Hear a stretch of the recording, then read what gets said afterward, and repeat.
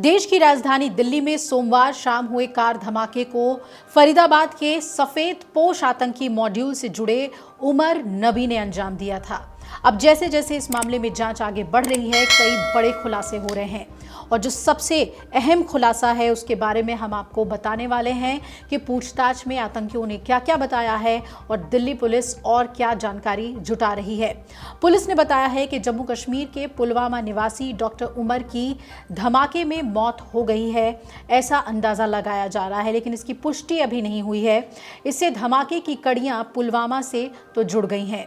उमर का शव क्षत विक्षत होने के कारण पहचानना मुश्किल है। ऐसे में शव की पहचान के लिए उमर की मां का डीएनए सैंपल लिया गया है। वहीं केंद्रीय गृह मंत्रालय ने जांच मंगलवार को एनआईए को सौंप दी, जिससे ये साफ संकेत मिलते हैं कि विस्फोट को सरकार आतंकी कृत्य ही मान रही है। वहीं जांच एजेंसी ये भी मान रहे हैं कि इस मॉड्यूल का मकसद बड़ी आतंकी वारदात को अंजाम देना था। इस बीच जो मृतकों की संख्या है वो भी बढ़कर 12 हो गई है और सुरक्षा एजेंसियों के मुताबिक i20 कार के रूट का पता लगाने के लिए सीसीटीवी कैमरों के फुटेज खंगाले गए, जिसमें एक नकाबपोश कार चलाता हुआ नजर आ रहा है और यही नकाबपोश उमर को माना जा रहा है। पुलिस ने उमर के पिता गुलाम नबी भट्ट, उसके 2 भाइयों और दोस्त सज्जाद समेत कार की खरीद फरोख्त से जुड़े 3 अन्य लोगों को भी हिरासत में लिया। वहीं आपको बता दें कि फरीदाबाद के अल फलाह विश्वविद्यालय से भी उसके सहकर्मी डॉक्टर्स हिरासत में लिए गए हैं। फिलहाल उनके नामों का खुलासा नहीं हुआ है। अधिकारी ये बता रहे हैं कि उमर को i20 कार देने वाले पुलवामा के तारिक को गिरफ्तार कर लिया गया है और पुलिस के अनुसार इस हमले में जैश-ए-मोहम्मद और अंसार गजवत उल हिंद से जुड़े सफेदपोश आतंकी मॉड्यूल का हाथ है, जो कश्मीर, हरियाणा और उत्तर प्रदेश तक फैला हुआ है। इनमें 3 डॉक्टरों समेत 8 लोग पकड़े गए थे और करीब 300 किलो विस्फोटक बरामद हुआ था। पुलिस छापे के दौरान उमर ने अपनी जगह बदल ली, जिसके कारण वो गिरफ्तारी से बच गया। दक्षिण कश्मीर के पुलवामा के लेथपोरा निवासी उमर भी फरीदाबाद के अल फलाह मेडिकल कॉलेज में ही सहायक प्रोफेसर था और सोमवार को फरीदाबाद में छापों में आतंक मॉड्यूल के खुलासे के चंद घंटे में ही लाल किले के सामने भीषण धमाका हो गया था। अब पुलिस अधिकारी ये बता रहे हैं कि लाल किला और आसपास के रास्तों में सीसीटीवी खंगालने के लिए कई टीमें तैनात हैं। उमर कार में अकेला सवार था। हालांकि सोमवार को पुलिस आयुक्त ने कार में 3 लोगों के होने की बात कही थी।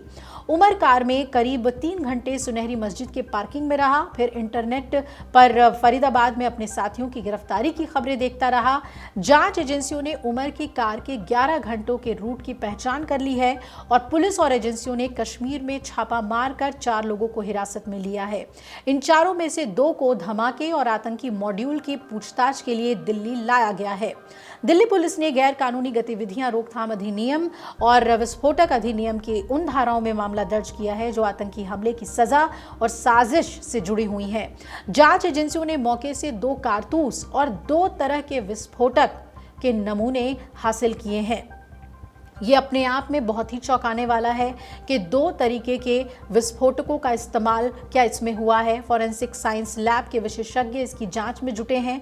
इसमें एक अमोनियम नाइट्रेट बताया जा रहा है और दूसरा विस्फोटक अमोनियम नाइट्रेट से भी ज़्यादा घातक बताया जा रहा है। अब तक 40 से ज़्यादा नमूने एकत्र किए जा चुके हैं और अधिकारियों के मुताबिक एफएसएल टीम को घटनास्थल का निरीक्षण करते समय 2 कारतूस भी मिले। 2 अलग अलग तरह के विस्फोटकों के नमूने एकत्र किए गए हैं और शुरू की जो एनालिसिस है जांच की, उससे पता चलता है कि विस्फोटकों में से एक नमूना अमोनियम नाइट्रेट लग रहा है और अधिकारियों का कहना है कि दूसरा विस्फोटक नमूना अमोनियम नाइट्रेट से भी ज़्यादा शक्तिशाली माना जा रहा है।